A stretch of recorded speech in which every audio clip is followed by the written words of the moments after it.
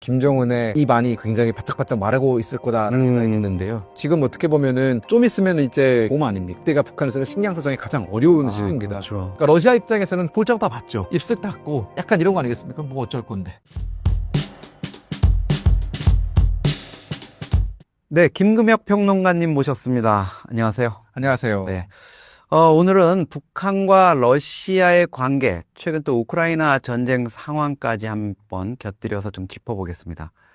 우크라이나 전쟁 2월로 벌써 4년 됐습니다. 그렇죠. 이거 6.25 전쟁보다도 더 길게 싸우고 있는데 맨날 트럼프가 중재해가지고 뭔가 종전할 것 같은데 끝날 듯 끝나지 않거든요.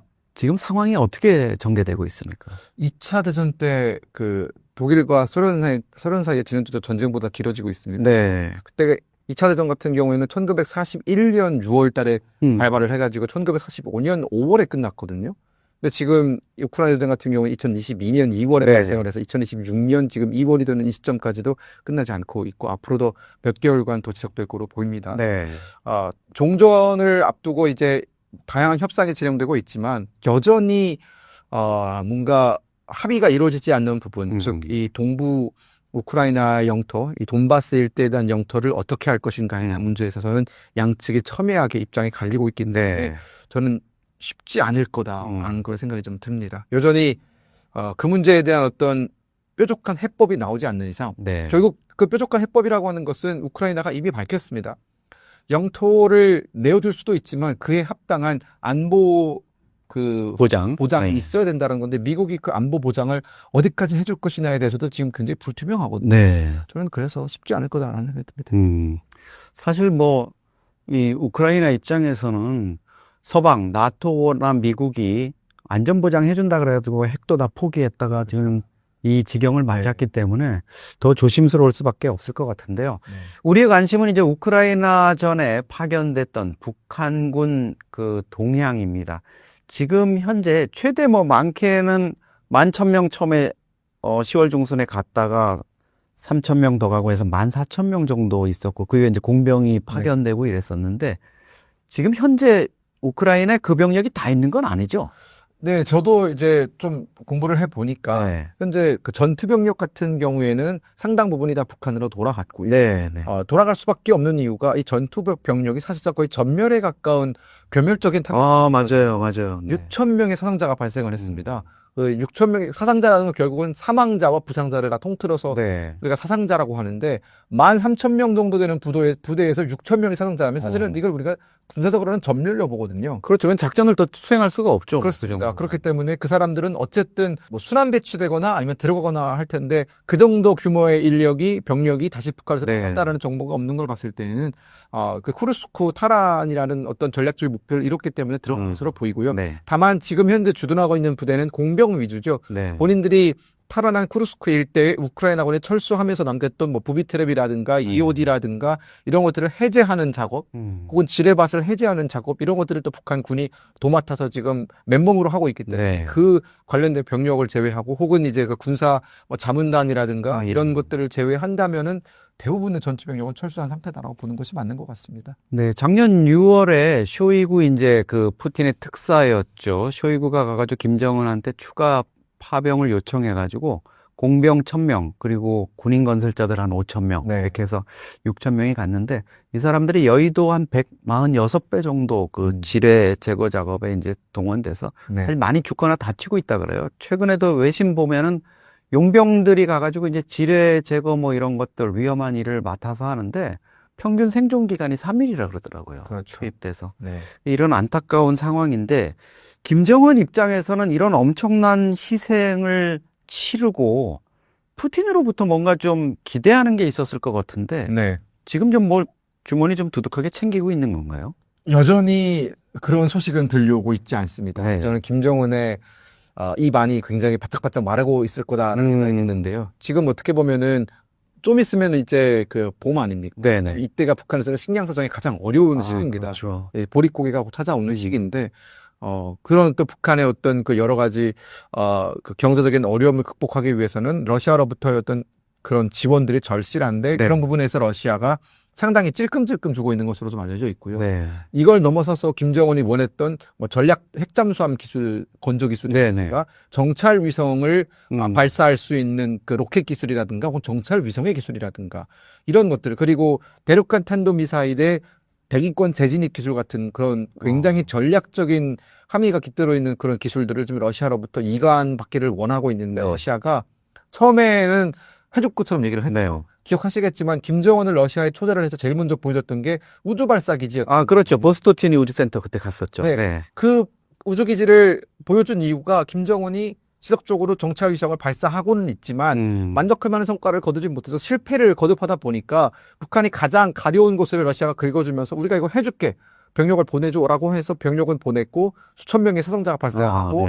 리스크를 리스크대로 다 김정은이 떠안았는데 그 이에 합당한 대가는 지금 오지 않고 있다. 뭐 일각에서는 일부 언론에 따르면 북한이 러시아에 제공해준 여러 가지 어떤 군사력이라든가 포탄이라든가 뭐 미사일이라든가 이런 것들을 돈으로 환산을 하면은 15조 정도, 15조에서 16조 정도의 돈을 줬는데 금액이 넘어갔는데 러시아로부터 그에 대한 대가로 북한에 제공된 것은 1조밖에 안 된다. 하지만 15대 1의 교환 비율을 얘기하는 것이기 때문에 북한 입장에서는 완벽하게 밑지는 장사를 하고 있는 것이거든요. 근데 저는 이 밑지는 장사를 하면서도 북한이 발을 빼지 못하는 이유, 여기서 그러면 빨리 이 관계를 끊고 이제 방향성을 전환해야 되는 거 아니겠습니까? 근데 그러지 못하는 이유가 김정은 입장에서는 이미 너무나 많은 카드를 써버렸기 때문에 되돌리기가 어렵다. 그런 생각이 좀 들었어요. 아니, 근데 푸틴은 병력이 필요하고 자기가 러시아 영토인 쿠르스크 뺏겨가지고 아쉬울 때는 막 봐줄 것처럼 그러다가 이제 북한 군인들 가가지고 탈환해 주니까 지금 입 쓱 닫고 이거 화장실 갈 때하고 올 때하고 너무 마음이 다른 거 아닙니까? 나쁜 행동 같은데요? 그러니까 저는 국제정치에 뭐 나쁜 행동이 어디 있겠습니까? 다 사실은 자기 나라 이익을, 국익을 극대화하는 아식의 어떤 현실주의적인 세계관 아니겠습니까? 그러니까 러시아 입장에서는 쿠르스크가 우크라이나군에 점령당했을 때는 매우 긴박한 상황이었지만 북한군에 의해서 어쨌든 그 쿠르스크가 이제 수복이 되고 잃었던 쿠르스크 영토만큼 우크라이나 영내로 들어가서 더 많이 차지를 했단 말이에요. 볼장 다 봤죠. 그러면 이제 입쓱 닫고 약간 이런 거 아니겠습니까? 뭐 어쩔 건데. 아니, 이게 주민들도 사실 이렇게 병력이 가고 이랬으면 특히 주민들도 그렇지만 군부 엘리트들 이런 사람들 입장에서는 야, 우리 애들 가서 이거 엄청 죽겠는데 이렇게 하면서도 그래도 뭔가 반대급부가 들어와서 군에도 좀 기름기가 이렇게 온기가 흐르고 이럴 걸로 기대했는데 이렇게 되면 군부 엘리트들도 아니 우리 김정은 원수님 다 퍼주고 이게 뭔 꼴이야 이럴 수 있고 주민들도 사실 그 소문 이렇게 들으면 뭐 러시아산 밀가루라도 좀 왕창 들어와서 이렇게 좀 식량난이라도 해결됐으면 이럴 텐데 이게 좀 김정은에 대한 불만, 볼멘 소리 이런 걸로 번지는 징후는 좀 없습니까? 저희가 느끼지 못할 뿐이지 사실은 이미 그런 것들이 좀 만연해 있지 않을까라는 생각이 들었던 것이 북한이 제공해 준 것들을 보면은 일단은 지금 북한은 원래 그 전시를 가정해서 비축하고 있던 탄약이라든가 포탄의 절반 이상을 퍼줬거든요. 그렇죠. 거의 뭐 600만 발을 보냈다라는 얘기도 있습니다. 네네네. 북한이 지금 장벽을 쌓고 막 군사분계선 일대에서 막 그렇게 방어진을 강화하는 이유가 본인들 지금 재고가 떨어지고 있기 때문에 무서워서 저러는 거예요. 뭐 그뿐만 아니라 그 KN-23인가요? 북한에 그 이스칸데르 미사일도 많이 보내주고 물론 명중률은 좀 형편없었지만 그런 것도 보내주고 뭐 자주포도 보내주고 뭐 보내줄 수 있는 건 다 보내주고 있어요. 현역으로 굴릴 수 있는 건. 근데 그에 대한 보상으로 들어왔던 게 말 50마리 뭐 이런 거였단 말이에요. 그리고 뭐 11억 정도 하는 김정은의 그 차, 뭐 아우로스인가요?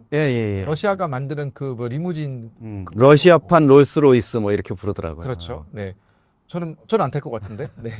그런 것들이 들어오면은 이게 실질적으로 사실은 말 들어오고 차 한 대 들어오는 게 무슨 의미가 있겠습니까? 북한 입장에서는 경제를 살릴 수 있는 뭐 기름이라든가 아니면 뭐 생산 설비라든가 현대화할 수 있는 장비라든가 북한이 오매불망 기다리는 미구 29 그 굉장히 구형이잖아요. 유형이 그 초기형이지 않습니까? 그럼 이 미구 29를 좀 개량형으로 업그레이드 생산 설비들 이런 것들을 원할 텐데 이런 건 전혀 안 들어오고 있습니다. 그런데 이걸 우리가 좀 테이블 위에 올려놓고 다 따져놓고 보면은 애초에 러시아가 제공해줄 이유가 없는 것들이에요. 아, 그런가요? 우리가 왜 전략자산이라고 부릅니까? 나만 가지고 있고 너는 가지고 있지 못해야 전략자산인 거지. 나도 가지고 있고 너도 가지고 있으면 그건 전략자산이 아닙니다. 그건 그냥 공동의 자산인 거죠. 대륙간 탄도미사일의 대기권 재진입 기술 같은 경우에는 보유한 나라가 미국이라든가 중국이라든가 러시아 이 세 나라밖에 안 됩니다. 그리고 정찰 위성을 발사할 수 있는 기술도 결국은 전 세계 5개 나라밖에 이 기술을 가지고 있지 못하거든요. 이런 극소수의 나라들이 이런 기술을 독점하면서 패권적 지위를 누리는 건데 이거를 북한이 인력을 동원해줬다고 해서 낼름 넘겨주면은 사실은 러시아 입장에서는 너무나 큰 손해를 보는 거죠. 네. 그러니까 저는 김정은이 애초에 요구 계산, 이 계산서를 잘못 썼다. 생각이 들었습니다. 김정은 입장에서는 사실 시진핑 형님까지도 이렇게 내팽개치고 뭐 네. 북러 관계가 최고 중요한 거다 이렇게까지 하면서 푸틴의 바짓가랑이를 붙잡았는데 이렇게 되면 좀 낭패일 수도 있고 시진핑한테 좀 다시 돌아가기도 좀 쉽지 않은 것 같은데 최근에 북중 관계는 또 어떻습니까? 돌아가기 쉽지 않을 걸로 보이는데요.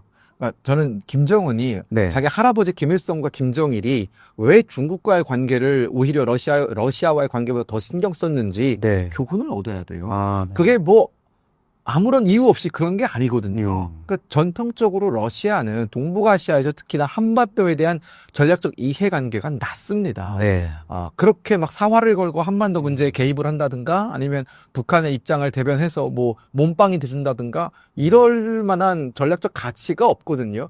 모스크바는 일단 유럽에 있고 러시아의 모든 관심과 집중은 유럽으로 향해 있는 것이지 동북아시아에서 북한이 망하든 뭐 어떻게 되든 크게 신경을 안 쓴단 말이에요. 네. 오히려 러시아는 우리나라만 뭐 잘 지냈어요. 그냥 러시아에게 돈이 되고 이익이 된다면은 이 나라 저 나라 다 친할 수 있는 것이거든요. 근데 김정은은 거의 종말에 가까운 러시아 몰빵 외교를 하다 보니까 또한 그런 러시아 몰빵 외교를 하면서 시진핑에 대해서 본인이 과거에 좀 쌓아왔던 뭐랄까요 그 분노와 또 이제 그 삐짐과 네. 이런 것들을 한 번에 다 표출을 하면서 감정적으로 북중 관계를 끌고 갔던 겁니다. 최근에 신년 뭐 축하 레터가 각 나라 정상들로부터 왔는데 푸틴에게서 온 신년 레터는 노동신문에 대문짝만하게 실어주면서 네. 시진핑이 보내준 그 신년 연합장 같은 경우에는 베트남 속이랑 이름 같이 이렇게 배열로 써먹어서 기타 등등이에요, 그렇죠? 기타 등 점점점에 넣으면서 여전히 나는 러시아에게 외교의 무게치를 다 실었다 이걸 보여줬거든요. 네. 근데 이게 우리가 도박을 할 때도 그리고 또 도박은 넘어서서 한 광주리 안에 달걀을 다 담지 말아라. 네. 이런 얘기가 있지 않습니까? 김정은이 교훈을 좀 얻어야 될 것 같아요. 그렇게 갑자기 끝내신 겁니까? 네. 김정은 입장에서 보면은 좀 황당하기도 할 것 같습니다. 사실 김정은으로서는 대단한 모험이었던 것 같아요. 북한의 대외 교역에서 중국이 차지하는 비율이 98%고 러시아가 차지하는 게 1% 미만이더라고요. 네. 그러면 뭐 교역이 1% 미만이라는 건 거의 경제적인 관계가 없다는 안 해도 건데 된다는 거죠. 우리 뭐 네. 경제 관계가 없으면 사실 이 국가 관계라는 게 뭐 형성하기가 쉽지 않은데 맞습니다. 이런 부분을 좀 등한히 한 게 아닌가 땅을 치고 있을 것 같은데 시진핑 입장에서는 김정은이 좀 괘씸할 수도 있겠네요.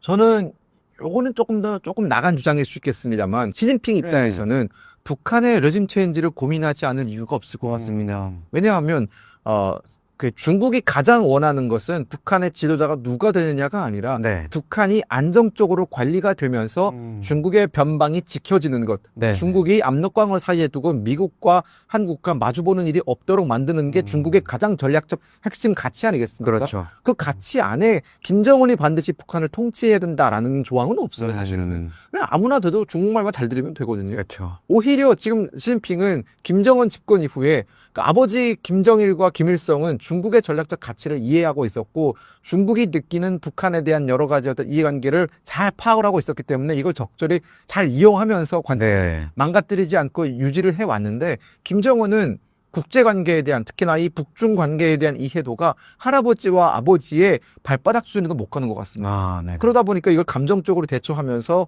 내 목숨줄을 누가 쥐고 있는지에 대해서 좀 착각을 한 것 같아요. 저는 그래서 중국 입장에서는 저렇게 말 안 듣는 김정은 대신 말 잘 듣는 아무나 앉히면 되지 라는 생각을 할 가능성이 높다. 라는 생각이 듭니다. 지금 굉장히 중요한 말씀을 하신 것 같습니다. 사실 김정은 입장에서는 자기 뭐 그 집안의 가업으로 이거를 여기면서 뭐 대대손손 누려먹겠다 이렇게 생각할 수 있는데 또 최대 후원국이자 또 북중 혈맹 한때 얘기가 됐던 중국의 계산은 또 다를 수 있다 이런 말씀을 해주신 것 같은데 중국 입장에서 보면은 한반도에 그럼 김정은 체제 급변 사태가 생기거나 이랬을 경우에 어떤 식으로 한반도를 관리하거나 개입하고 나설 수 있는 겁니까? 저는 김정은이 만약 갑작스럽게 유고 상태에 빠진다든가 네. 아니면 통치 불능 상태에 빠진다면 중국의 군사적 개입은 어쩌면 필연적일 것이다. 뭐 압록강을 넘어올 수도 있습니까? 저는 결국은 북부 전구가 존재하는 이유는 네. 한반도 북부에서 발생할 수 있는 소유 사태에 대한 대비 차원에서 북부 전구를 기동화시킨 거라고 생각을 하거든요. 네. 지금 중국이 남부 전구, 뭐 서부 전구, 동부 전구, 북부 전구가 있는데 북부 전구가 가장 기동성이 빠른 그런 그 기계화 부대로 이루어져 있습니다. 그 말은 만주벌판을 이제 탱크들이 달려 내려와 가지고 압록강을 거쳐서 북한 청천강 이북을 점령할 수 있는 준비가 언제든 되어 있다라는 얘기고요. 저는 그들이 평양까지 내려올 거로 보지는 않습니다. 네. 중국의 핵심 이익은 결국은 반복적으로 말씀드리지만 압록강과 두만강 일대에 소요 사태가 발생하지 않는 것, 대량의 탈북민이 중국으로 흘러 들어오지 않는 것, 그리고 조선족과 그리고 조선족 거기 동북삼성에 살고 있는 조선족과 북한 주민들이 서로 호응해가지고 소요 사태를 만들지 않는 것, 이게 세 가지 가장 중요하거든요. 네. 그렇기 때문에 청천강 이북 지역을 군사적으로 점령을 하면서 이른바 뭐 치안 유지라든가 뭐 평화 유지라든가 이런 목적으로 들어올 가능성 매우 높다라는 생각이 듭니다. 그러니까 우리 한미 정보 당국, 한미 군 당국은 사실 북한의 유사시 급변 사태가 생겼을 경우에 한미 연합전력이 북한 지역에 들어가서 자유화 행정본부라는 그런 통치기구를 만들어서 네. 통일부 장관이 이제 그 행정본부장을 맡게 돼 있습니다. 사실상 이제 총독 역할을 하는 거죠. 이런 이제 우리는 비공개 그 급변 대비 사태 대응 플랜을 가지고 있는데 그런 것들이 어떻게 보면 중국의 개입으로 인해서 우리 뜻대로만 한미 양측의 뜻대로만 작동하지 않을 가능성도 있겠군요. 그렇습니다. 저는 그렇기 때문에 만약 그런 사태가 발생했을 때에는 결국은 많은 국가들의 압도적인 지지를 받는 쪽이 유리하다라는 생각이 들었고 한반도에 대한 그 관할권, 관리권을 누가 가져가느냐의 문제는 사실은 정말 수싸움이고 명분 싸움인데요. 우리가 그 명분을 잃지 않고 유지하기 위해서는 대한민국 헌법에 기재되어 있는 그 영토 조항, 그리고 통일 조항을 삭제해서는 안 되는 겁니다. 우리가 영토를 포기하는 조항을 헌법에 넣는다면, 그러니까 지금 북한이 주장하는 것처럼 두 국가론에 대해서 우리도 그걸 받아들이고 두 국가론의 실체를 공식화한다면은 북한에서 유사시 발생했을 때 우리가 들어가면 그건 침략이 되거든요. 아, 그렇죠. 네. 이건 군사적 침략이 되기 때문에 또 다른 반발 내지는 또 다른 국지전을 불러일으킬 수 있는 가능성이 있지만 북한의 우리가 헌법을 유지하고 북한 주민을 통일의 대상으로 설정을 하고 그들과 끊임없이 교류하고 정보를 전달하고 우리의 의도를 그들에게 전달하는 식의 작업들이 좀 선행이 된다면은 나중에 북한의 유사시가 발생을 하더라도 한국 문화라든가 한국에 대해서 우호적인 사람들과 우리가 협업하면서 북한의 어떤 영토라든가 북한의 행정 이런 것들을 우리가 수복하는 것에 훨씬 더 이점이 있을 거다라는 말씀을 드리겠습니다. 사실 북한의 후계 문제라든가 북중러 문제라든가 이런 문제보다도 어떻게 보면 그것보다 더 중요한 문제가 최근에 하나 있습니다. 바로 그 우크라이나 전에서 포로가 돼서 지금 한국으로 오기를 희망하고 있지만 이미 포로로 잡힌 지 벌써 1년이 넘어가는데도 이 뜻을 못 이루고 있고 북한으로 또 강제 송환되는 것 아니냐 이런 또 불안에 떨고 있다 이런 게 이제 최근에 영상으로도 공개됐는데 이들 두 명의 포로들 지금 어떻게 절차가 진행되고 있고 어떻게 전망을 해볼 수 있을까요? 일단 지금 이재명 정부는 이 포로들이 한국행 의사가 확인이 되면 모두를 데려온다라는 것을 이제 원칙으로 정했고요. 끊임없이 반복하고 있습니다. 그러나 사실은 여러 가지 난관이 좀 있죠. 왜냐하면 우리 뜻대로 우리만 뜻을 세워서 그들을 데려올 수 있는 것이 아니라 우크라이나가 여기에 대해서 협조를 해줘야 되는 부분인 것인데 지금 우리는 인도주의적인 차원에서의 우크라이나 협조를 원하지만 우크라이나는 군사적 지원이 동반되는 그런 협상을 원하고 있거든요. 그러니까 이 두 사람은 우크라이나 군 입장에서는 우크라이나 군 포로들과 맞교환할 수 있는 전략적 가치가 있는 사람들인데 이들을 내어준다면 우크라이나가 얻는 게 뭔가 있어야 되는 건 아니냐라는 주장인 것이고 우크라이나가 싸울 수 있는 무기 같은 것들을 한국이 지원을 해줬으면 좋겠다라는 입장입니다. 지금 이 두 분의 포로들을 구출하기 위해서 시민사회라든가 또 뭐 국민의힘이라든가 이런 정당들이 나서서 여러 가지 활동을 하고 있고 그중에 우리가 좀 소개할 만한 것들은 미국을 움직여서 지금 이 종전 협상을 주도하고 있는 것은 결국 미국 아니겠습니까? 그러면 우크라이나가 우리나라 말은 안 들어도 미국의 그럼요. 네. 수용할 가능성이 있어서 트럼프 대통령에게 서한도 보내고 있고요. 다양한 방식의 활동을 하고 있는데 정말 다행스러운 것은 이 두 사람을 우리가 받아들여야 된다라는 국민적인 공감대 내지는 여론은 이미 형성이 되어 있는 것 같아서 네. 저는 이재명 정부에게 호소하고 싶은 것은 조금 더 강력한 의지를 갖고 이 두 사람을 확보해 주는데 전념하기를 원한다라는 말씀을 드리겠습니다. 네. 한 가지 걱정되는 건 김정은 위원장이 이들 두 명의 포로를 어떻게든지 북한으로 데려가려 하지 않을까. 그래서 네. 푸틴한테 다른 건 몰라도 이 두 사람 꼭 돌려보내달라. 이렇게 하는 상황, 그런 좀 악몽이 현실화되는 이런 상황이 좀 우려가 됩니다. 우리 정부 적극적으로 노력을 해서 이들 두 명의 청년들이 꼭 그들이 원하는 대한민국 땅을 밟을 수 있기를 기원해 보겠습니다.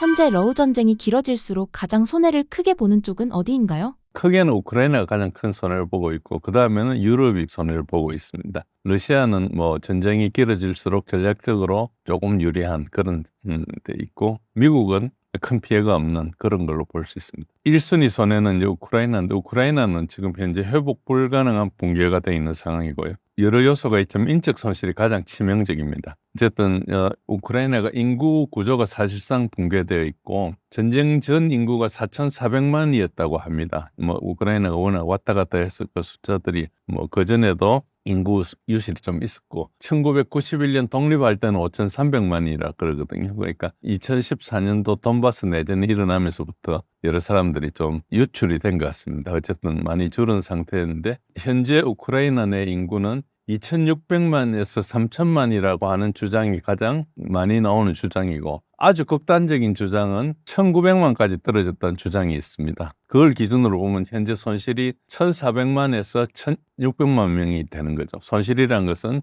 우크라이나를 떠난 사람을 포함해서 전쟁 나서 죽은 사람도 있지만은 그런 정도로 유출이 많이 됐다. 근데 그것도 극단적인 추정은 2,500만이다. 그러니까 인구가 절반 이상 줄었다고 이야기를 하는 거죠. 그 중에서 일부는 이제 편입돼 가지고 내개주 쪽으로 이제 편입돼 가지고 러시아로 넘어간 인구도 있기 때문에 그 유출된 인구하고 그런 인구도 있고 하니까 계산이 좀 복잡합니다. 우크라이나가 그 정도고 난민은 최소한 600만에서 800만 정도 되는 건 분명합니다. 각국의 유럽에서 난민들이 온 통계들이 있기 때문에 그 숫자들이 좀 정확한 편이거든요. 그리고 이제 러시아 쪽으로 넘어가 가지고 그 러시아에 점령이 된 그쪽에 있는 사람들이 한 500만 정도 됩니다. 그리고 공식적으로는 30만에서 50만 정도가 전사자라 그러는데 러시아 국방부에서 발표하는 숫자는 전사자, 전상자를 포함해 가지고 인원 손실이 150만을 넘은 상태고 그리고 작년에 7월 달에 나왔던 우크라이나 그 자료를 해킹해가 발표했던 거는 그때 170만 명이 넘었고 작년 8월 달에 벌써 180만 부상이라는 그런 수치도 꽤 공신력 있게 돌아다녔습니다. 그래서 실제로 죽은 사람은 꽤 많은 걸로 보이고 다른 이주민도 있고 그런데 점령지 쪽으로 간 사람들은 어떻게 되는 거니까 러시아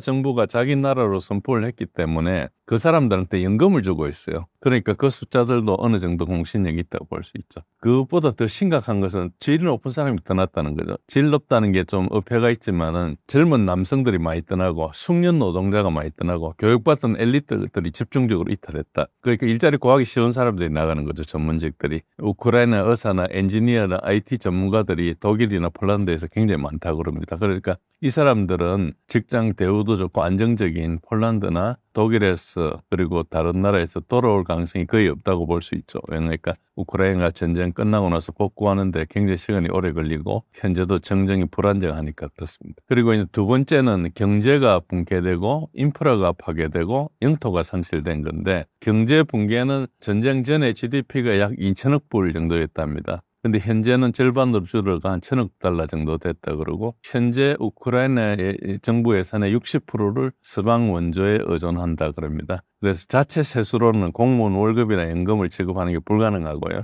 인프라가 파괴돼서 세계은행이나 그리고 유엔에서 추산한 피해액만 해도 4,800억 달러를 넘었고요. 지금은 그것보다 훨씬 더 떨어졌죠. 그리고 전력망도 벌써 50% 이상 파괴됐다 그러는데 실제로 지금 발전소 중에서 핵 발전소 3군데만 무사하고 나머지는 대부분 다 파괴됐다 이런 정도로 굉장히 많이 파괴됐다 볼 수 있습니다. 주택은 150만 채 이상 파괴가 되고 손상이 됐다 그러는데 저 숫자들은 전쟁이 언제 끝나냐에 따라서 좀 달라지겠죠. 일단 그리고 굉장히 중요한 산업 기반들 그런 것들이 다 러시아 쪽으로 넘어갔습니다. 그러니까 산업 기반이 대부분 지금 러시아가 점령하고 있는 돈바스 지역에 있었거든요. 그래서 밑에 있었던 마리우폴 제철소나 동부에 있는 탄광들이나 이런 것들이 대부분 넘어갔죠. 그 전부터도 지금 러시아인들이 많았던 그 노보러시아라는 지역 그리고 멜로러시아라는 지역 그쪽이 한 8개 주가 소득이 되게 높았어요. 서부에 비해서. 그런데 이제 그쪽이 넘어가니까 상당히 이제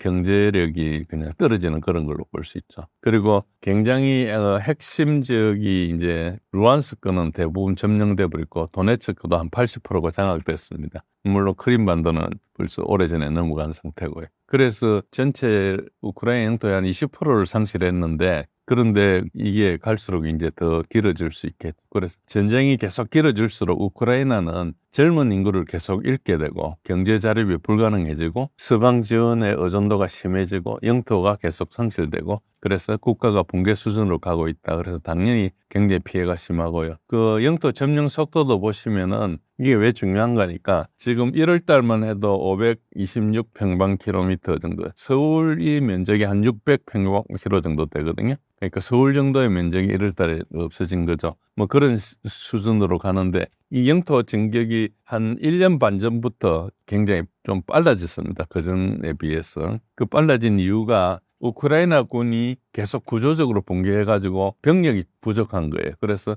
러시아가 급격히 나아간다기보다는 방어가 안 돼가지고 떨어진다. 그래서 이게 군의 구조적인 붕괴 때문에 일어난다. 탈영과 강제징집과 그리고 손실 누적이 이게 계속 반복이 되는 것이고 탄약과 무기 공급이 급감하는데 이제 중동에도 전쟁이 있고 뭐 대중국 경쟁도 하고 그동안에 서방의 무기고를 비워가지고 우크라이나에 다 줬었는데 이제 자기 무기들을 더 줄 수 없는 상황이 오기 때문에 이제 새로 생산해가 주려고 하고 있죠. 그렇지만은 그 중에서 가장 큰 게 방공무기가 고갈됐어요. 방공무기는 지난 4년 동안 굉장히 많이 썼거든요. 그리고 작년에 있었던 이스라엘하고 이란 간의 12일 전쟁 사이에 이란이 굉장히 많은 탄도미사일이나 드론을 보냈는데 그걸 막는다고 하면서 미국과 이스라엘의 방공 체계들이 25% 정도가 날아갔답니다. 전 세계에 미국이 가지고 있는 방공 미사일에 패트리어트나 사드나 이런 미사일들, 그런 미사일들의 25%가 없어졌다 그럽니다. 그게 조그만 이스라엘 땅 하나에서 그렇게 없어졌다는 거거든요. 그래서 우크라이나에 줄 수가 없어가지고 굉장히 힘들어하고 있죠. 그리고 지금도 우크라이나가 방공무기가 없으니까 어떤 문제가 있는 거니까 러시아가 쏘면은 대부분 그거를 맞을 수밖에 없는 상황입니다. 그걸 막을 전문적인 방공무기가 없으니까 항공기가 떠가지고 기총소사를 한다든지 공대공 미사일을 보낸다든지 이렇게 하는데 그것들은 상당히 제한되거든요. 그러니까 유능한 미사일들은 굉장히 강력한 속도로 오기 때문에 그런 걸로 잘 방어가 안 되고 전문적인 방공 미사일들은 굉장히 고갈돼 버린 그런 상황입니다. 그러다 보니까 이제 지금 최근에는 노출이 굉장히 심하고 특히 지금은 전략적 요충지라고 할 수 있는 자포로지아나 동부 방어 중심 지역에 굉장히 공격을 많이 받고 있어요. 그래서 이것은 오랫동안 러시아가 한 소모전의 결과이고 현재 지금 이 전황을 전체적으로 보시려면은 전체 전선은 그전하고 크게 변한 거 없지만은 핵심이 여기 다 모여 있습니다. 여기 왼쪽 밑에가 자포로지아고 위에가 도네츠크인데 핵심 지역이 이쪽입니다. 여기서 이제 전쟁이 일어나고 있어요. 이쪽하고 여기가 전쟁이 일어나고 있는데 다른 데는 좀 홀드를 하고 있고 물론 공격을 계속하고 있지만 이 핵심이 슬로비안스크와 클로마토스크 요 지역이거든요. 여기가 그 방어가 가장 많이 집중되어 있는 그리고 엄청나게 많은 요새를 지은 지역이라서 여기는 쉽게 뚫리지 않은 그런 지역입니다. 그런데 지금 러시아군이 계속 이 남쪽에서 자포로지아에서 진격을 하다 보니까 이제 우크라이나가 예비가 모자라니까 이게 이제 막을 부대가 좀 없어요. 그러니까 여기가 급속하게 뚫려가지고 사실은 전쟁의 중심지가 주공 지역이 쪽에 이제 동부에 있는 도네츠크 지역이 이제 중심지인데 그 러시아가 이제 공격을 하니까 우크라이나가 그걸 막기 위해서 예비를 계속 보내다 보니까 나머지 지역이 뚫려가지고 이 남쪽이 굉장히 빠른 속도로 지금 진격을 하고 있습니다. 그래서 이 자포로지아시는 굉장히 위험하고요. 전체 이 벨트를 놓고 이게 한 150km 정도 되는 데를 놓고 후방을 이제 항공 공격을 해서 전력을 앞쪽으로 추진하지 못하게 막고 있거든요. 이렇게 막고 있으면서 각각 전투를 하고 있기 때문에 실제로 이제 우크라이나는 항공 전력도 없고 그러니까 이제 이게 시간이 지나면 계속 노출되는 식으로 하고 있습니다. 현재는 요 두 지역을 동시에 공격을 하고 있다 이렇게 보시면 됩니다. 이렇게 공격하다 보면은 여기를 막으면 여기가 뚫리고 여기를 막으면 여기가 뚫리는 모순적인 상황에 이제 노출된다 이렇게 보시게 되고 두 번째 손해는 유럽입니다. 유럽은 경제적이나 전략적인 자충수를 뒀기 때문에 지금 크게 이제 에너지 위기가 다가왔고 그러니까 러시아 가스나 석유에 의존하고 있는데 이걸 차단하다 보니까 에너지 비용이 굉장히 폭등을 했어요. 가스 같은 경우는 3배, 4배에서 5배 정도 폭등을 한 상태고 그리고 독일의 산업 경쟁력이 상당히 급락했죠. 왜냐니까 러시아 그 에너지 기반으로 됐던 독일의 중후장대, 중화공업이 이게 원유가가 비싸지니까 유지가 안 되다 보니까 중국이나 그리고 미국으로 공장을 뜯어가고 있죠. 그리고 각 가게 비용도 집집마다 연간 에너지 비용이 2,000유로에서 3,000유로 증가한 상태예요. 그러니까 그게 우리 돈을 따지면은 집주마다 300만 원에서 500만 원 사이가 이제 증가한 거죠. 그 지출 자체가. 그러니까 그게 한계에 있는 집안들은 상당히 어렵겠죠. 그리고 우크라이나 지원을 한다면서 비용을 많이 댔어요. 저게 세금으로 됐든 뭐 채권을 발행해서 됐든 저게 아주 빚이지 않습니까? 부대가 갚아야 될 빚인데 그게 총 2,000억 달러 이상 이렇게 했는데 실제로 따져보면은 그것 좀 더 들어가고 또 최근에 의결을 해가지고 2027년까지 900억 유로를 주기로 했거든요. 900억 유로면 1,000억 유로가 좀 넘습니다. 그 다음에 전쟁이 끝나면은 결국은 유럽에서 지원을 해줘야 되거든요. 재건을 하는 때. 재건 비용은 5천억 달러에서 1조 달러 정도로 예상되고 있습니다. 그리고 현재도 각국이 난민을 이렇게 받아들이고 있어요. 난민들이 와가지고 정당하게 일을 하면은 오히려 노동력이 공급되니까 굉장히 좋겠지만은 상당히 많은 난민들이 그 복지 시스템에서 혜택을 받거든요. 그러면 사회적 비용이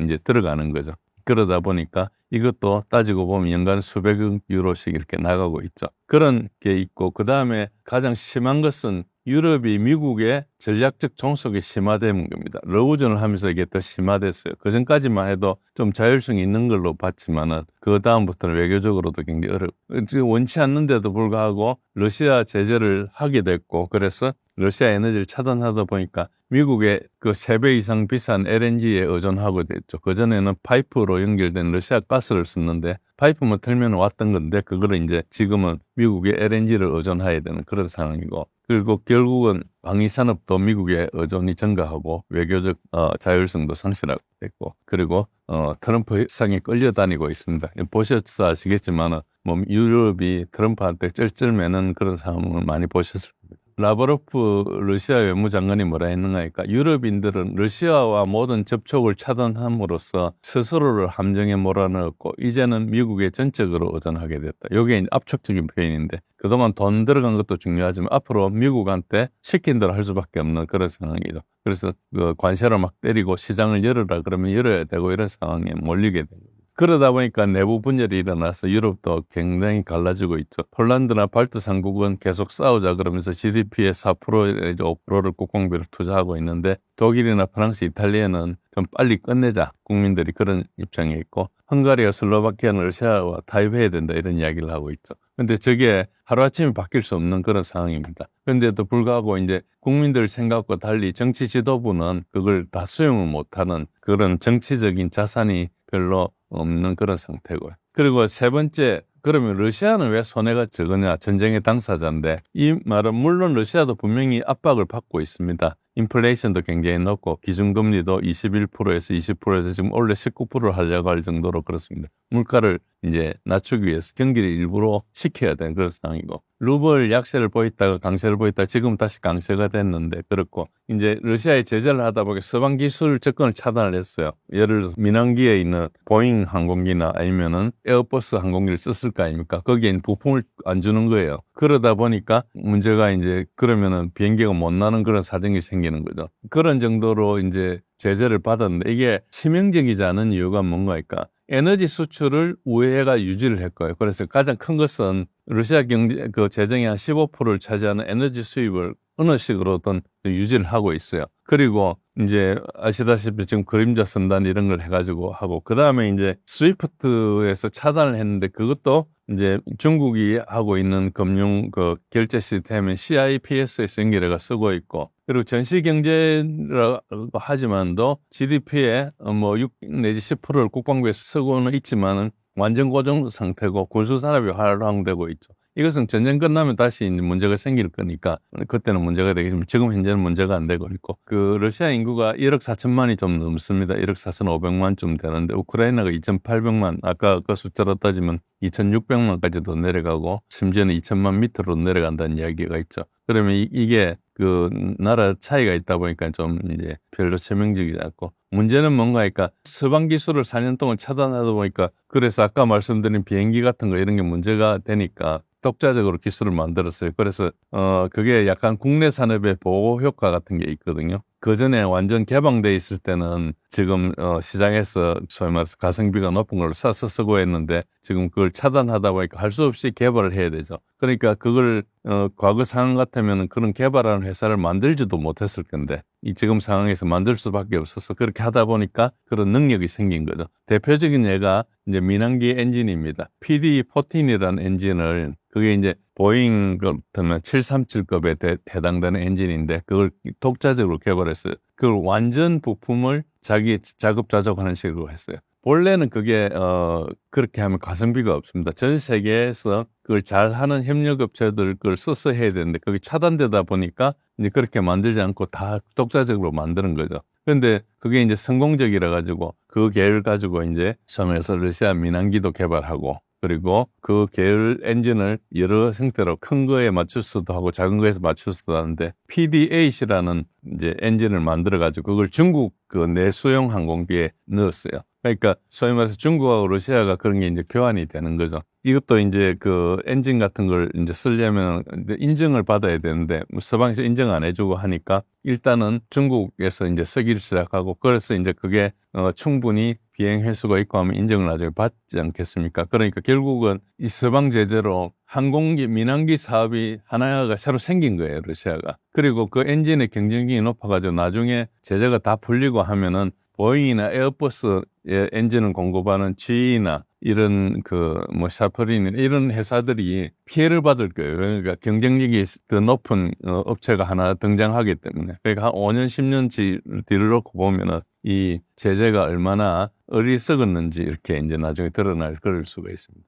전반적으로 시간을 보면은 러시아 편이에요. 그러니까 러시아는 자원이 많은 나라다 보니까 여튼 전쟁을 계속할 수 있는데, 중국 같으면 자원을 다른 나라에 수입해야 되니까, 특히 에너지를 수입해야 되니까 전쟁을 하면은 그 초크 포인트를 좀 막히고 나면은 상당히 나라가 어려워지는데, 러시아는 자원이 굉장히 많은 나라거든요. 그러니까 자원이 많은 나라를 제재를 한다는 것은 사실 좀 어렵다, 이런 걸 좀 알 수 있었죠. 그런데 한편으로 우크라이나는 서방 지원 없으면 6개월을 버티기 힘든 그런 상황이에요. 그리고 유럽은 이때까지 4년 동안 지원하면서 굉장히 나라가 힘들어지는데, 앞으로 3년 내지 5년 동안 더 지원하면 경제적으로 버틸 수도 없고 아마 정치적으로 여력이 없을 거예요. 지금 유럽을 이끌고 있는 지도자들의 지지율을 다 합쳐봐야 50%가 안 된다, 이런 이야기 하거든요. 이미 지금 유럽을 이끌고 있는 정치 세력들은 3 내지 5년 더 하면 집권은커녕 정당 자체가 없어질 정도로 굉장히 위험한 상황으로 가고 있죠. 그런 상황이기 때문에 전쟁이 길어질수록 우크라이나는 물리적으로 그냥 손실을 입어가지고 없어지는 거, 유럽은 재정적으로 그리고 미국한테 종속이 되고 내부적으로 분열이 일어나고 경제가 피로해지고 이런 부분이 있고, 러시아는 상당히 압박을 받지만 버틸 수가 있고 지금 현재 전장에서 우위를 계속 확대해 나갈 수 있죠.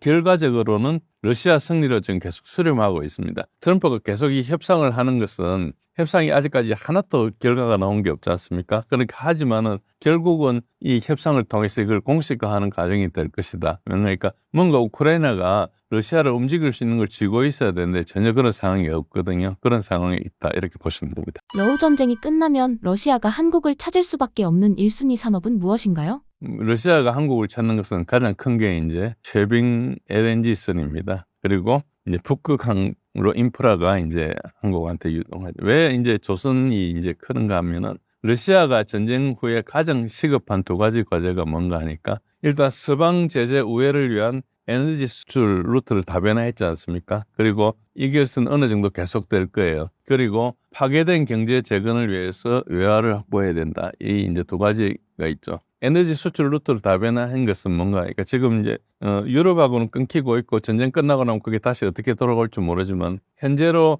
중국이나 인도나 이런 걸 하면서 뭘 했는가, 이런 에너지 계약은 좀 장기 계약이거든요. 그러니까 지금 계약해놓고 다음에 또 바꿀 수 없는 그런 상황이에요. 그래서 한번 진행되면은 상당히 장기적으로 가는데, 이제 그렇게 했다 하더라도 다시 유럽하고 또 뭐 어떤 정치적인 문제가 해결되면 다시 이제 에너지 수출을 하겠죠. 그런 측면이 있고, 러시아에도 이제 전쟁을 하면서 파괴된 데가 많으니까 이제 자기들이 이제 외화를 확보해야 되겠죠. 이 두 가지의 조선이 이제 핵심이죠. 그래서 현재는 러시아 에너지 수출 구조가 가스, 석유 중에서 이제 그래서 현재는 유럽의 노르드 스트림을 폭파로 차단해가지고 현재는 갈 수 없는 상황이지만은, 그래가지고 그걸 대체하기 위해서 중국과 계약을 해가지고 파워 오브 시베리아, 시베리아의 힘이라는 파이프라인을 이제 1, 2 이렇게 만들고 있습니다. 그런데 이게 한편으로는 그 중국에 고정적으로 팔 수 있지만은 파이프라인은 구매자가 고정이 되기 때문에 그 매수하는 바이어한테 좀 종속이 되는 측면이 있습니다. 그러니까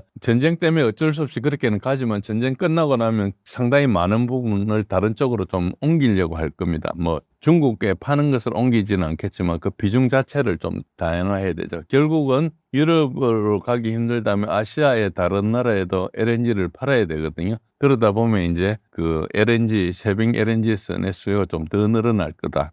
일본이나 한국 쪽으로도 올 가능성이 좀 있기 때문에 그렇고, 지금 현재는 이제 석유를 그림자 선단으로 인도나 이제 중국으로 수출하고 있는데, 현재로는 굉장히 오래된 뭐 한 30년 이상 된 노후 유조선 이런 걸로 가지고 하고, 사고도 하고 뭐 보험이 없는 건 아니지만은 이제 영국의 로이드나 이런 데 안 들고 이제 소위 말해서 러시아 자체 보험을 좀 하고 있고 이렇죠. 이런 것들은 이제 장기적으로 오랫동안 할 수는 없는 겁니다. 일시적으로 할 수 있기 때문에. 그래서 이런 거를 해결해야 되는데, 이제 러시아는 새로운 LNG 루트나 새로운 유조선이라는 루트가 절실한 상태이고, 대안은 북극 항로의 LNG인데 우리가 LNG선을 잘 만들지 않습니까? 또 쉐빙선을 잘 만들고, 러시아하고 그 계약이 돼 있는데 전쟁 때문에 그 계약을 취소하고 이런 일이 있었어요. 그러니까 수요는 굉장히 있다고 볼 수 있고, 그 러시아는 야말 반도나 이제 사하린 등의 이제 북극권에서 이제 천연가스 매장량이 세계 1위니까 이쪽에 이제 수요가 많죠. 그래서 뭐 우리도 그 에너지를 쓸 수 있지만 어쨌든 LNG 쉐빙선은 수출이 많이 될 거다. 그래서 이제 북극 항로를 그다음에 또 말씀드리면은, 북극 항로로 가면은 굉장히 많이 단축됩니다. 30% 내지 40%가 줄어든다 이렇게 볼 수 있고요. 그러다 보니까 이제 이런 부분이 오랫동안 열리는 건 아니지만은 그래도 쉐빙선이 있으면 되게 좋고, 일단 야말 반도에서 북극 항로로 아시아로 다시 이렇게 가는 게 한국이나 일본이나 중국 쪽으로 LNG 수출을 해야 되고, 또 이거를 유럽으로도 가려면 그런 식으로 해야 되죠. 그래서 핵심적으로는 쉐빙 LNG 선이 필요하다. 그런데 전 세계에 쉐빙 LNG선을 건조할 수 있는 국가가 몇 없거든요. 근데 그중에 한국은 하나오션이나 HD, 현대중공업이나 섬중공업 이런 데가 많이 있지만은, 중국은 일부 존수소가 있지만 대부분 수주에서 실패합니다. 왜냐하면 기술력이 낮아가 그렇고요. 러시아도 물론 있습니다. 그런데도 불구하고 기술이 부족해가지고 여러 그 장비 수입이 좀 안 돼서 제대로 못 만들고 있거든요. 물론 저런 것들도 시간이 지나면 하겠지만은, 그러나 다시 열리면 기회가 있다. 그래서 우리 점유율이 한 7, 80% 되기 때문에 우리한테 당연히 온다고 볼 수 있고요. 러시아도 이미 뭐 많이 찾았죠. 많이 찾아가지고 굉장히 계약도 많이 있었고 그랬었는데, 어느 정도 했는가 하니까 뭐 15척 뭐 이런 식으로 굉장히 많이 건조하고 있습니다. 물론 러시아가 원자력 쇄병선이 있어요. 큰 배가 있어가지고 그게 7척이나 있고 지금 더 건설하고 있기 때문에 쇄병선 자체가 러시아가 기술이 없다 이런 것보다는 LNG 쇄병선이라는 이 특수한 거, 우리가 LNG선을 잘 만드니까 그런 부분은 뭐 러시아가 굳이 자기네들 잘 만들지도 못하면서 하는 것보다 우리를 찾을 그 굉장히 크고요. 2022년 이후에 중단이 되긴 했지만은 뭐 사실은 그걸 이제 중국 쪽으로 러시아가 돌리려고 했겠죠. 그런데 품질 문제가 좀 발생했습니다. 그러니까 전쟁 끝나면 당연히 금방 돌아올 겁니다. 물론 그 사이에 정치적인 장애물을 좀 없애야 되겠죠. 그리고 이제 트럼프 대통령이 이제 집권을 하면서 러시아하고 어쨌든 이렇게 얘기를 하는데 아부다비에서도 만나고 있지 않습니까? 아직까지 러시아나 우크라이나나 한 척도 안 나오고 있지만은 지금 벌써 테마를 뭘로 바꾸는 거니까 러시아 우크라이나 관계가 아니고 미국 러시아 관계로 거의 반쯤 바꿨어요. 그게 이제 그전에도 거의 그런 식으로 가고 있는데 공식적으로는 러시아하고 우크라이나 전쟁 이야기만 쭉 했었는데 지금은 이야기 자체가 이제 사업을 한다는 식으로 가고 있어요. 그러니까 우크라이나는 계속 이제 그 선택의 폭이 좁아들고 있다 이렇게 볼 수 있고, 그래서 이제 그게 되면은 이제 유럽 에너지는 어떤 식으로든 와야 되기 때문에 러시아 LNG 수입이 이제 재개가 가능하고 또 아시아 시장 확대도 필요하고 하니까 이거는 이제 눈에 보이는 거죠. 그래서 지금 새벽 LNG 선이 한 20척 정도 운영 중에 있는데 추가로 이게 어느 정도 한 50척에서 100척 이상 앞으로 1, 20년 사이에 그 정도 수요가 있을 걸로 보고 있고요. 이것도 이제 현재 책당 한 2, 3억 불씩 하는데 2, 3억 불 굉장히 비싸지 않습니까? 3억 불이면 거의 5천원 가까이 되는데 이런 것인데 총 시장 규모는 100억 불에서 300억 정도 연간 그렇게 된다고 보고 있습니다. 그래서 요것들은 이제 우리한테 좀 도움이 되겠죠. 물론 이제 한국은 뭐 그거를 러시아랑 뭐 어떤 관계를 맺냐 우리가 이제 할 수 있지만 사실상 우리가 뭐 러시아랑 척진다기보다 서방하고 같이 연대를 하다 보니까 이제 러시아 제재에 동참했기 때문에 전쟁이 끝나거나 하면은 우리는 러시아랑 손잡을 수가 있고 그걸 위해서 지금부터라도 물밑에서 많이 노력을 해야 된다 이런 것들이 있죠. 그래서 뭐 지금 현재로 따지면은 이걸 뭐 러시아랑 관계를 개선하느냐 마느냐 이런 것 부분 찬반이 복잡합니다. 그렇지만은 이제 멀리서 보면은 제재 완화를 생각하고 전쟁 이유를 생각해서 우리가 포석을 하고 있어야 된다. 그래서 물밑에서라도 접촉을 하고 있어야 된다. 이렇게 생각합니다. 두 번째는 이제 인프라 건설이나 철도 도로입니다. 이쪽도 되게 많은데 그것도 이제 북극 관련해서 이제 많이 있죠. 그래서 항만 시설이나 그 쉐빙 부도나 LNG 터미널이나 통신 인프라나 위성 통신이나 뭐 항로 관리 시스템 이런 것들도 있어야 되고 보급 기지도 연료나 정비 시설. 우리 기업들이 있어요. 삼성 엔지니어나 GS 건설이나 이런 게 플랜트 경험이 많고 SK나 하나나 이런 게 에너지 인프라도 있고 우리가 세종 기지를 했기 때문에 극지 건설 경험도 있거든요. 그러니까 이것도 이제 하나의 협조 분야가 될 것이고 세 번째는 이제 철도 도로 시베리안 레일로드라는 게 이게 100년도 더 된 거잖아요. 그걸 이제 현대화 하는데 우리나라 철도에 상당히 경험이 많죠. 이걸 이제 고속철도화 할 수도 있고 하니까 이제 이런 부분이 있고 물론 중국하고 경쟁해야 되지만은 우리가 그 참여가 가능하고 그리고 극동 지역에 이제 도로망 이런 것도 우리가 세계적으로 건설 경험이 많기 때문에 이것도 당연히 볼 수 있습니다. 근데 우리한테 전략적인 딜레마는 뭔가니까 이게 이제 지정학적 균형 문제에서 우리가 미국하고 동맹이다 보니까 대러 제재에 동참한 압력에서 자유롭게 힘들거든요. 근데 경제적으로 보면 러시아랑 하는 게 굉장히 이익이에요. 우리가 러시아 걸 수입하고 우리가 해줄 수 있는 것도 많고 하니까 러시아랑 우리는 서로 보안 관계이기 때문에 사업을 하면 할수록 좋거든요. 그런 측면이 있는데 러시아가 경제적으로 엄청 강력한 나라가 아니다 보니까 사업이 뭐 그다지 크지는 않았는데 어쨌든 그런 게 있고 중국을 견제한다는 입장에서 러시아를 협력하면 중국이 지금 현재 러시아를 독점하고 있는데 이걸 좀 견제할 수 있죠. 그래서 역사적으로 봐도 독일은 냉전 시대에도 소련하고 가스 파이프라인 협력을 했거든요. 그리고 물론 70년대에도 서독하고 소련 가스 거래를 시작했고 미국이 반대했는데도 불구하고 했고 그 다음에 2000년대 와서는 노르드 스트림 1, 2를 건설했지 않습니까? 결국은 그걸 하는 바람에 냉전 때도 독일이 에너지 항구를 확보를 했고 그걸 팔아가지고 소련이 또 그 당시에 외화를 획득했고 이제 노르드 스트림 1, 2를 하면서 독일로부터 그 가스를 팔면서 러시아가 상당히 경제가 살아난 2000년대 그런 경험도 있기 때문에 우리도 독일하고 거의 러시아 관계랑 한국 러시아 관계가 거의 비슷한 구조입니다. 산업도 비슷하고 그래서 미국과 동맹을 유지하되 경제적으로 러시아랑 협력하려고 하고 그래서 명분은 뭐 에너지 양보나 조선업 살리기 이렇게 나가는데 사실은 구조 자체가 서로 보완적인 관계예요. 그래서 협력에 좋다. 러시아랑 우리는 경쟁하는 게 별로 없고 서로 필요한 거죠. 그래서 전체적으로 좀 말씀드리면 1위가 이제 조선 분야다. 그리고 2위가 플랜트나 이런 것들이 있는데 결국은 핵심 변수는 뭐냐면 트럼프가 대러 제재를 완화를 언제 할 것이냐. 그게 이제 타이밍 맞춰야 되고 우리가 그 전에라도 정치적인 결단을 해서 어느 정도 그 미러 관계가 완화되는 그 틈에 빨리 들어가서 이야기를 해야 된다. 그러면 미국이 우리한테 압박을 할 거지만 우리 경제 이익이 있기 때문에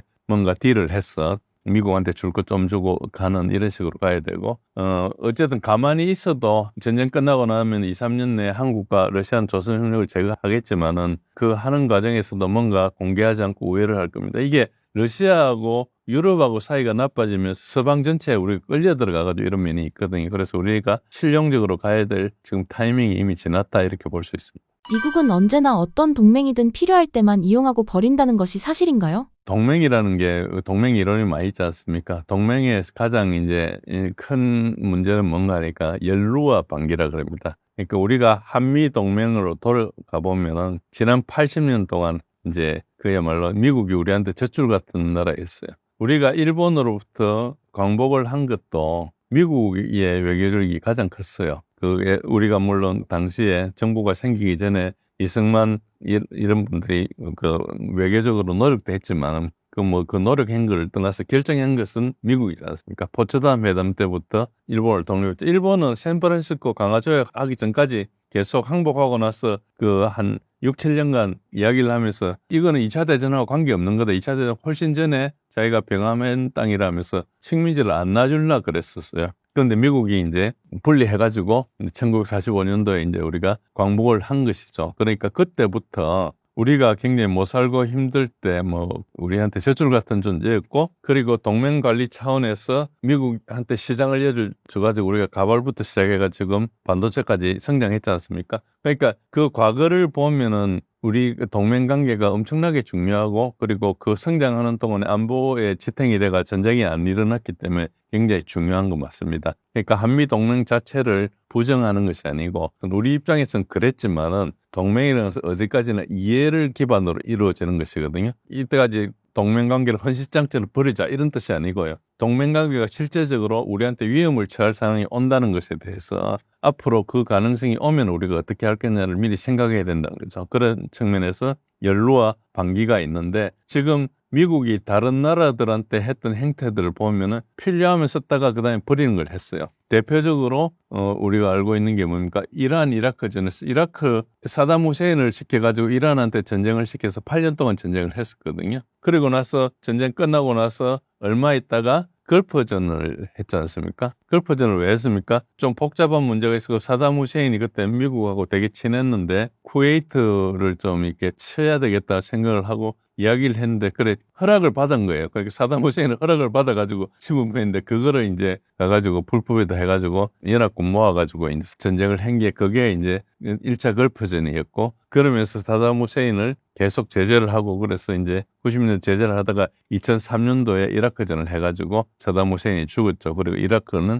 그 나라가 이제 완전히 분할돼가지고 그렇게 돼 있는 상태죠. 그런 것도 있고 뭐 가다피도 있었고 뭐 가다피는 이제 물론 나토하고 관계지만 그런 것들이 있기 때문에 우리가 그 질서 안에 있으면서 미국의 중요성이나 이런 걸 굉장히 생각해야 되지만 예를 들어 대만을 가지고 전쟁이 일어난다 이러면 우리가 뭘 할 거냐 이런 부분으로 확대될 때에 이제 생각을 해야 되는 거죠. 그때는 좀 다르다는 거죠. 이번에 러우전을 하면서 이제 러시아 제재에 동참을 했고 그것은 뭐 우리가 어쩔 수 없이 했다 하더라도 항상 우리가 할 수 있는 우리가 가지고 있는 전략적 공간을 가지고 이렇게 해야 된다. 그래서 항상 그 동맹을 할 때는 언제든지 헤어질 수 있다는 생각을 하고 동맹을 하고 있어야 되고 그거를 오히려 정확하게 지키는 게 동맹에 더 유리하다. 그렇게 안 그러면 계속 끌려 들어가면은 나중에 우리의 운명 자체를 남한테 맡긴다. 그게 이제 유럽이 그렇게 된 거예요. 유럽이 전후에 미국하고 잘 지내면서 미국 시킨 대로 살다가 지금 이제 유럽을 치겠다고 하니까 지금 굉장히 낭패가 난 상황이죠. 특히 이제 트럼프가 유럽의 관세도 매기고 이 미국에 의존해서 살았던 걸 낱낱이 밝히니까 이제 사실 지금 쩔쩔매고 있거든요. 그런 상황을 우리가 타산지석으로 삼아서 이제 봐야 된다 이렇게 생각할 수 있습니다. 현재 러시아와 우크라이나의 상황을 간략하게 알려주신다면요? 지금 22년 2월에 전쟁이 발발했고, 그럼 22년, 23년, 24년, 25년, 26년 거의 이제 전쟁이 5년 차로 접어들고 있는데, 물론 이제 트럼프 2기 행정부 출범하면서 뭐 그전부터 뭐 휴전과 관련된 얘기도 있었지만, 아직까지는 그렇게 뭐 뚜렷한 성과는 없다라고 봐야 될 것 같아요. 그러니까 이것도 아니고 저것도 아닌 지금 상황. 물론 이제 우크라이나는 종전과 관련돼서 어느 정도 이제 수긍을 하고 여러 가지 이제 미국의 제안들을 뭐 일부 받아들인 것도 있고 검토하는 부분도 있지만, 문제는 러시아예요. 러시아가 지금 움직이질 않으니까. 그래서 아직도 이제 교착 상태가 계속 되고 있다. 그 가운데 러시아가 이제 지난해 하반기에 뭐 여러 공세를 했지만 사실 이렇게 들인 노력에 비하면 큰 성과는 또 못 얻고. 그러니까 우크라이나전이 굉장히 특이해요. 아니, 전쟁사적으로도 굉장히 이 유래를 찾아볼 수 없을 정도로 특이한 전쟁인데, 그러니까 이겁니다. 방어를 했을 때는 성과가 나오지만 이게 우크라이나든 러시아든 공세를 하면은 데미지가 너무 커요. 공격 작전을 벌이면 너무 큰 피해들을 입어요. 그러니까 이제 엎치락 뒤치락 한 번씩 했는데 그 성과들을 보면 과연 이걸 왜 했지라고 생각이 들 정도로 오히려 사상자만 더 커지고, 그렇다고 뚜렷한 진전은 없고, 그러니까 이제 일종의 이런 거죠. 들인 노력과 시간에 비해서 성과가 너무 안 나온다. 그 배경은 사실 드론과 연관이 깊죠. 워낙 지금 이 전쟁은 지금은 이제 한 23년도까지만 해도 포탈의 전쟁이었어요. 근데 지금은 완전히 드론의 전쟁이 돼버렸어. 거기다 이제 과거에는 보통 이제 날아다니는 드론들이 주가 됐다라면, 지금은 예를 들어서 무인 지상 장비들 이런 것들도 많이 등장을 해요. 그러니까 심지어 이제 지금 전선에서 가장 피해가 많이 나는 것 중에 하나가 뭐냐면 부상자들을 이송하는 과정. 부상자를 데려오려면 뭐 앰뷸런스가 됐든 사람이 됐든 이렇게 여러 명이 가서 뭘 해야 되잖아요. 근데 그 과정에서 이제 드론에 대한 공격들이 계속 있다 보니까, 그래서 이제 이것도 일종의 이제 무인 차량을 이용해서 들고 날고 하는, 보급도 무인 차량이 뭐 하고. 지금 보면 우크라이나는 갈수록 이제 드론이 날아다니는 것뿐만 아니라 지상까지도 계속 지금 발전하고 있어요. 심지어 전투 일부도 무인 지상 차량들이 하는 경우도 있어요. 그 정도로 드론이 정말 광범위하게 쓰이고 있다. 지금 드론의 전쟁이 완전히 돼버렸어요. 그리고 이제 뭐 시청자분들이나 구독자분들도 보셨겠지만, 예를 들어 이런 것도 많습니다. 그러니까 이제 뭐 러시아나 우크라이나 할 거 없이 주요 도로들 위에 보면 그물망이 쳐져 있어요. 다 드론을 막는 그물망들이 지금 쳐져 있어요. 그래서 심지어 프랑스에서 그 이제 물고기 잡는 그물 같은 거를 우크라이나에 막 지원해 주기도 하고, 이런 과정들이 빈번하게 이루어지고 있다. 그러다 보니 공격 작전을 하는 쪽은 거의 드론한테 지금 막 박살이 나다 보니까 피해가 계속 커지는, 인명 피해만 계속 늘어나는, 둘 다 그래요 지금. 특이한 전쟁이에요 이게. 보통 전쟁 같은 경우에는 이런 결정적인 공세나 기동을 통해서 전선에서 우위를 차지하고 그걸 통해서 이게 이기는 게 사실 공식이었는데, 지금은 안 그렇다는 거죠. 굉장히 지루한 전쟁이 되고 있고, 거기에 대해서 이제 참호전 이런 것들도 같이 연달아 이어지고 있고. 우크라이나의 수중 드론이 러시아의 해군 기지 안에 잠수함을 직접 타격한 사건이 사실이라면 이 사건이 갖는 군사적 전략적 의미는 무엇인가요? 그러니까 이제 이 우크라이나전이 지금 전 세계에 주는 군사적인 교훈들이 되게 많아요. 그래서 지금 보면 약간 우크라이나 같은 경우에는 일종의 이제 그런 스타트업 기업 같은 생각을 많이 하는 것 같아요. 그러니까 이제 이런 수중 드론들도 사실 이전까지는 그냥 우리가 생각은 해봤지 이거를 이제 구체화한 적은 없었거든요. 근데 우크라이나전을 통해서 수중 드론, 수상 드론 이런 것들이 바다에서 지금 맹위를 떨치고 있고, 그러다 보니 러시아가 상대적으로 해군력은 앞서 있는데 이런 비대칭 수단들 때문에 제대로 활약을 못해요. 그리고 이게 전 세계적으로도 저렇게 하면 되는구나 라고 지금 교훈을 주고 있고, 그러다 보니 우리나라도 지금 보면은 뭐 수중 드론, 그 다음에 전투용 수상 드론, 정찰용 수상 드론, 자폭용 수상 드론, 이런 사업들을, 연구개발 사업들을 지금 이 우크라이나전 이후에 많이 하고 있어요. 그래서 업체들도 지금 관심을 갖는 게 이런 드론 쪽에 더 많이 관심을 갖고 있고. 우크라이나가 러시아의 전략 폭격기와 잠수함 같은 핵심 자산만 골라 부수는 게 사실인가요? 그렇죠. 그리고 또 한 가지는 굉장히 치밀하게 준비를 해요. 그 전에 이제 지난해 화제가 됐던 러시아의 전략 폭격기 기지들을 막 공습하는 것도 보면은 수개월 전부터 준비를 하고 그런 드론들을 러시아 영내로 쓱 집어넣어서 거의 깜짝 놀라게 하는 수준으로 작전을 하잖아요. 굉장히 그런 걸 봤을 때는 우크라이나군이 지능적인 플레이를 하고 있다. 약간 러시아는 이제 우크라이나에 당한 다음에 그걸 이제 참고해서 뭔가를 하고, 반면 우크라이나는 러시아가 생각 못하는 것들을 계속적으로 보여주죠. 그러니까 이게 전쟁이 안 끝나는 거예요. 누군가 하나가 절대적인 우위를 갖고 밀어야 되는데 그렇게 이제 쇼킹한 걸 한 번씩 당하다 보니 못하는 거죠, 지금. 이제 참호전은 끝났고 드론이 전장을 완전히 지배하고 있습니다. 우크라이나에서 실전 검증된 드론 대응 체계 중 우리 국군이 반드시 도입하거나 참고해야 할 시스템은 무엇입니까? 우리 군도 지금 여러 가지 드론 사업들을 진행을 하고 있는데 사실 이게 말처럼 이렇게 빨리빨리 안 되고 있어요. 이게 어떻게 보면 우리 군과 정부의 문제인데 여러 가지 뭐 행정 절차라든가 제도 때문에 만들어도 바로 채용이 못 되는 그런 악순환이 반복되고 있어요. 반면에 이제 우크라이나는 이런 식입니다. 뭔가 좀 가능성이 보인다 그러면 빨리빨리 개발하고 빨리빨리 써봐요. 그래서 아마 전쟁이 끝나면, 이건 제 예상이지만 우크라이나의 그런 군사용 드론 만드는 업체들이 거의 세계 탑이 되지 않을까.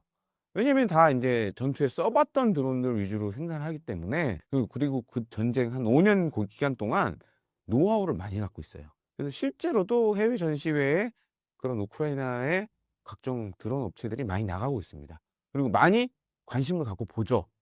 해외에서도. 왜냐면 우리가 뭐 그런 비슷한 드론 만들었다고 해도 전투에 사용해 본 적이 없잖아요. 근데 우크라이나에서 만든 드론들은 전투에서 다 이제 써봤고 검증이 됐기 때문에, 그래서 전쟁이 만약에 끝난다 그러면 아마 우크라이나의 그런 군사용 드론 업체들이 거의 세계 최고의 수준까지 올라가 있지 않았을까, 그렇게 보여지죠. 러시아 우크라이나 전쟁의 종전 협상은 앞으로 어떻게 진행될 것으로 보시나요? 지금은 대부분 이제 만드는 게 많아요. 만드는 게 많고, 그러니까 부품은 해외에서 들여오지만, 근데 잘 보세요. 드론 안에 들어가는 부품이 일반 뭐 군사용 무기 부품들에 비해서는 상대적으로 저렴합니다. 수백억 하는 전차가 수천만 원 드론에 그냥 박살나기도 하잖아요. 그러니까 그 정도로 이제 가격 차가 심하고, 대부분이 또 민간에 쓰는 것들이 많아요. 그러면서 이제 상대적으로 중요해지는 게 모터가 많이 들어가니까. 그래서 이제 사실 우리 군도 여러 이제 드론 사업을 하고 있는데, 부품 국산화가 지금 굉장히 중요한 이슈가 되고 있습니다. 왜냐면은 우크라이나가 드론을 만든다 그래도 그 안에 들어가는 여러 가지 부품들은 사실 중국산이 많아요. 드론의 지금 강자가 사실 중국이잖아요. 그러다 보니까 중국산 부품들이 많고, 그러니까 상대적으로 지금 우크라이나 전쟁에서 러시아하고 우크라이나 양쪽 다 드론을 많이 쓰지만 그 안에 들어가는 부품을 팔아서 이익을 남기는 건 중국이다 라고 봐야 할 것 같습니다.